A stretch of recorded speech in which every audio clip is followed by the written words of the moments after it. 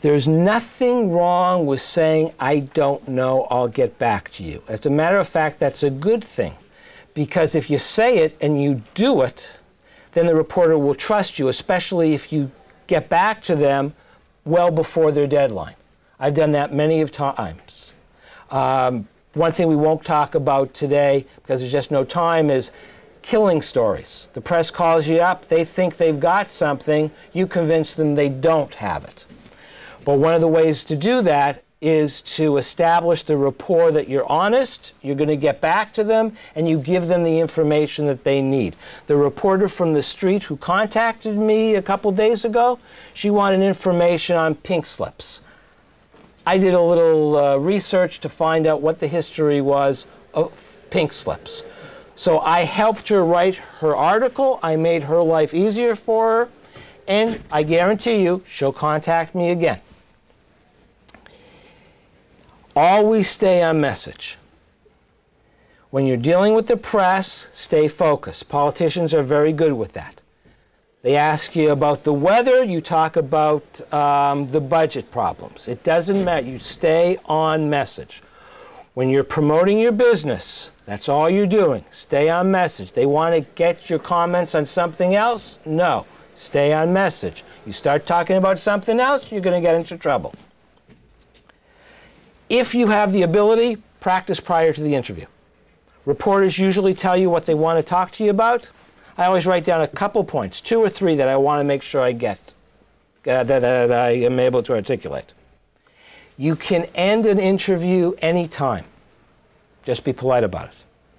And the way to do that, I always tell the reporter, I've got 15 minutes, I've got 20 minutes. Now, for me, there's no controversy. When I worked, for example, for a nursing home, sometimes I had to deal with a controversy. But I would always set up the time. I'd say, listen, I can give you 10 minutes. And that was fine. And we just stuck to the details of whatever the issue was. They would ask me a question. I don't know. I will get back to you. I'll send you an email. But I really have to rush. So 10 minutes and we're done. Now, how do I do this? This is the big secret that nobody knows. It's a website called Help a Reporter. HelpAReporter.com. It's at the bottom. You don't have to write anything out. That's what HARO is. It really stands for Help a Reporter Out, but apparently HelpAReporterout.com was already taken. This is a website that's divided in 2 sections. Reporters and sources. You are all sources. We are all sources. You sign up as a source. You ask to receive a certain number of emails a day. They come in batches of 3. You can get a general one. You can get one on business and finance. You can get something, I don't remember all the names of them.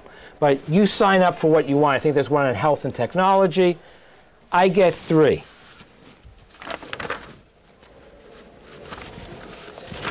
I get them 3 times a day.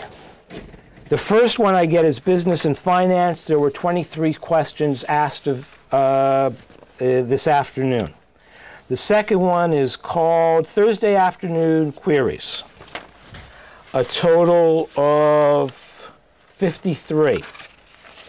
Then there's one called General Queries Afternoon Edition. Don't ask me what the difference is. I've never been able to figure that out. 28. You do the math. Hundreds of questions a day from reporters, literally on everything from wonderful home fragrances to adult children of divorce. All right? Now, you log on, you set up the account, you start to get the emails. You want to reply to a reporter. You'll see there's a link with every question. You click on that link, Outlook opens, you send an email. What I do is I cut and paste the question so I'll remember what it is the reporter asked about just in case they call me up for clarifications. First thing you do is establish your credentials. I start all of them by way of introduction, I'm an executive recruiter and career counselor. Then I answer their questions. You have to be direct and succinct and give multiple relevant examples. Now, I'm not talking 20, I'm talking 2 or 3. Because you want to give them something that they'll be able to use, and you don't know anything about them. So I like to give something that's humorous, I like to give something that's serious, and I'd like to give something that's a little bit more instructive. Sometimes it doesn't work out. But that's the goal, all right? Never pitch them. Don't say, this is a great topic, but you really should look at this, that, and the other thing. They're never going to respond to any of your emails because you're going to get a reputation as a pitcher. They're not looking for pitches. Who uses HARO? Reporters who have a deadline. They don't have time for pitches. They're not interested in what's important to you. They're interested in what's important to them. What's important to them is what they can sell to their editor, or what their editor has already asked them, or what their producer has already asked them. That's all they care about. You provide them with the information they want and need so they can get their article out, they're thrilled. So never pitch them. If they've gotten it wrong, tell it to them in such a way that won't cost them the story. In other words, I had a reporter contact me once who wanted to know about something called, there was a question on from AOL Jobs that was sent to me. When I say contacted me, in this case, I'm talking about me and anybody else who signed up for HARO and gets the same questions. Something called WhiteFawnting.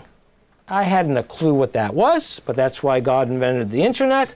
WhiteFawnting are these geniuses who on their resumes will put down keywords on the margins in white, and they print them up on white paper, so they don't get seen by a human being. But they know that large companies don't read resumes. They scan the resumes so the keywords come up. It's counterproductive. It's stupid. It shows that you're the type of person who wants to game the system. It doesn't work. One example is Johnson & Johnson. I asked their VP of HR about that, because she told me that they get 3,000 resumes in a day and no human being looks at them. They just get scanned into a computer.